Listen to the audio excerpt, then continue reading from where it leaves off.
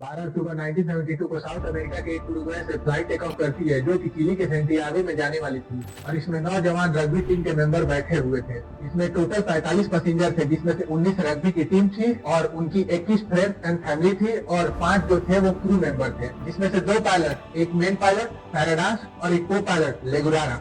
ये पूरा सफर 3 घंटे का था, पर इस सफर में जो सबसे मुश्किल पड़ाव था रास्ते में आने वाली एंडीज की पहाड़ियाँ थी, जो कि हिमालय की पहाड़ियों के बाद सबसे ऊंची पहाड़ी मानी जाती है, जिनकी ऊंचाई 22,800 फीट है। लेकिन चौंकाने वाली बात यह है कि जिस प्लेन से उन लोग जाने वाले थे उसकी मैक्सिमम हाइट वो 22,500 फीट तक ही उड़ सकती थी। इसमें जो मेन पायलट था फैराडास, उसको तो इस पहाड़ से 29 टाइम जाने का एक्सपीरियंस था, लेकिन जो को पायलट था लेगुरारा, वो इस सफर में सबसे नया आदमी था क्योंकि उसको एक भी बार एक्सपीरियंस नहीं था कि कैसे इस पहाड़ से कोई फ्लाइट को टेक ऑफ कराया जाए। पर किसे पता था कि इस बार किसी का भी एक्सपीरियंस काम नहीं आने वाला है। एक हंसती खेलती टीम, एक हंसता खेलता परिवार इस पहाड़ की चपेट में आने वाला है और ऐसे दर्दनाक समय में देखते हैं कि कैसे ये सरवाइव करते हैं और किन किन प्रॉब्लम को इन्हें फेस करना पड़ता है और कैसे इस प्रॉब्लम से ये डील करते हैं। इस सब स्टोरी को समझते हैं डिटेल में। तो जय हिंद दोस्तों, मैं शुभम सिंह एक बार फिर से एक सर्वाइवल थ्रिलर स्टोरी लेकर आ गया हूँ आप सबके सामने। तो वीडियो अच्छा लगे तो वीडियो को लाइक कर दीजिएगा, चैनल को सब्सक्राइब करके हमारा मोटिवेशन ऐसा ही ऑन रखिएगा। तो 12 अक्टूबर 1972 को जब ये फ्लाइट टेक ऑफ करता है तो कुछ ही दूरी जाने के बाद एंडीज माउंटेन आ जाता है। तो उस माउंटेन की पहाड़ियों में जो है कि तूफानी हवाएं बहुत ज्यादा उस दिन चल रही थी।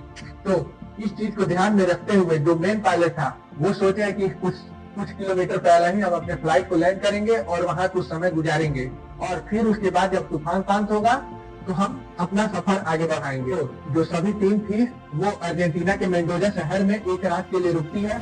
सभी मेंबर वहाँ पे एक रात बिताते हैं और खूब ढेर सारा शॉपिंग करते हैं। वहाँ सब कोई घूमता है, अपना मौज मस्ती करता है। फिर उसके बाद 13 अक्टूबर 1972 को फ्लाइट जो है कि अपने गंतव्य पर जाने के लिए टेक ऑफ करती है। इसमें जो सबसे मेन है टाइम, जो कि आपको ध्यान रखना होगा, 13 अक्टूबर 1972 को प्लेन 2:18 पे टेक ऑफ हुआ था और कुछ ही समय चलने के बाद 3:21 पे वो प्लेंटन पास पहुंचते हैं। इसमें जो को पायलट है वो सेंटियागो एयरपोर्ट पर खबर करता है कि हम कुछ ही देर बाद 3:32 तक लगभग को पहुंच जाएंगे, हमारे लिए वहाँ लाइन क्लियर कर दिया जाए। तो कुछ ही समय बाद जो को पायलट है वो दोबारा से सेंटियागो एयरपोर्ट पर खबर करता है कि हम क्यूरिको पहुंच गए हैं। हाँ, तो प्लेन अभी क्यूरिको पहुंचा ही नहीं था तब तक को पायलट सेंटियागो एयरपोर्ट से लैंडिंग की परमिशन लेने लगा और उधर से बोला गया कि प्लेन को 1000 फीट तक लेकर आए। अब जैसे ही प्लेन नीचे आने लगा उसमें एक भयानक सा टॉलरेंस देखने को मिला। प्लेन इधर उधर हिलने लगा। प्लेन जो है कि जैसे जैसे नीचे आ रहा था वैसे वैसे उसमें टॉलरेंस कुछ अधिक दिखने को मिल रहा था। अचानक से प्लेन का ग्राउंड रेजिस्टेंस अलार्म बजने लगता है। सभी लोग में हड़बड़ी मचने लगती है। चारों तरफ बादल ही घिरे रहते हैं। उसमें से कुछ प्लेयर जो थे वो इस सिचुएशन में भी हंसी मजाक करके लोगों का मन बहला रहे थे। धीरे धीरे बादल हटता है, सामने दिखाई देता है कि एक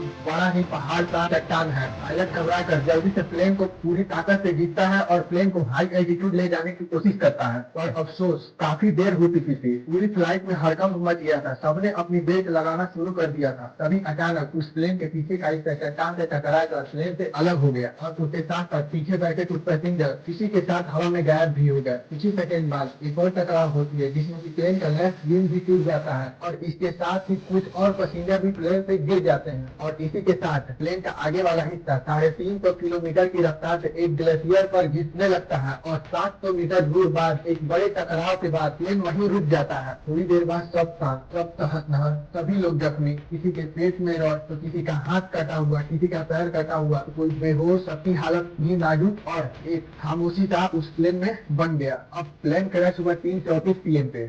45 में से 7 का तो पता ही नहीं चला कि वो कहाँ गया और उसमें से 5 की तो तुरंत डेथ हो गई और अब केवल 35 सर्वाइवर बच चुके थे, जिसमें से 2 लड़के रोबर्टो कैनेटा और गुस्तावो जेर्लिनो, ये दोनों ही मेडिकल स्टूडेंट थे जो कि जल्दी जल्दी इनको जितना नॉलेज था वो लोगों की सहायता करने लगे और इनको देख के कुछ और लोग भी प्रेरित हुए, वो भी दूसरों की हेल्प करने लगे जो कि जख्मी लोग थे। जल्द ही रात हो गई, ठंड बढ़ने लगी, स्नो गिरने लगा।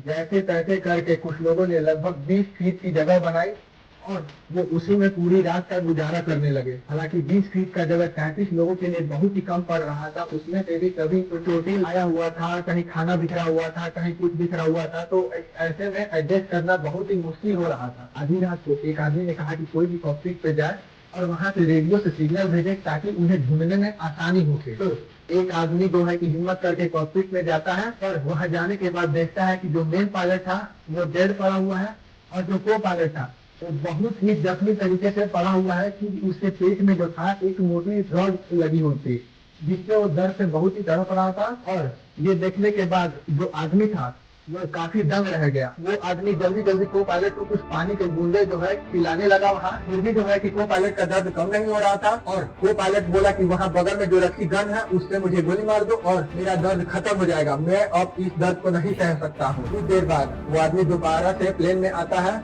और सबसे कहता है कि मेरी रेडियो पे सबसे बात हो गई है और जल्दी उन्हें खोजने के लिए लोग आ जाएंगे और हम सब कुछ देर में बच जाएंगे। और ये बात बिल्कुल झूठी थी। वो कॉकपिट पे पहुंचने के बाद वहाँ जो रखा रेडियो था वो काफी खराब पड़ा था, उससे कुछ बात नहीं हो पाई थी। वो आदमी इन सब को झूठी दिलासा देने के लिए ताकि उन लोग का मोटिवेशन बना रहे तो वो झूठ बोल देता है उन सब से। अब जैसे तैसे रात गुजरती है, नेक्स्ट डे आता है 14 फरवरी 1972 का। उस रात और 5 लोग ठंड के कारण अपनी जान गंवा देते हैं और अब केवल 28 लोग ही बचे हुए थे। और फिर से एक रात ऐसे ही गुजर जाती है। उन लोगों को ये उम्मीद थी कि शायद कोई आएगा और उन्हें बचाकर यहाँ से लेके जाएगा, पर जो एक आदमी था वो बोला कि अगर हमें यहाँ सरवाइव करना है तो हमें पूरा प्लान तरीके से यहाँ पे रहना होगा। तो सबने डिस्कस किया कि कोई भी अपना खाना स्वयं नहीं खाएगा। सब खाने को इकट्ठा किया गया, जिसमें कि कुछ बिस्की, ब्रांडी और चॉकलेट वगैरह थी, जिसको सब जगह इकट्ठा करके और सबको एक डिओड्रेंट की ढक्कन में एक ढक्कन वाइन और एक चॉकलेट का टुकड़ा दिया जाता था डेली खाने के लिए, कि आदमी बस सरवाइव कर पाए इस खाने से। और अगर किसी को भी प्यास लगती थी तो वो दूर जाके स्नो का एक टुकड़ा लेकर आता था और उसको पिघलाकर पानी के आकार में लाकर उसको पीते थे। कईयों ने तो केवल स्नो ही अपने मुंह के अंदर रख के और पिघलाकर उसको खाया और इससे अपनी प्यास को बुझाई।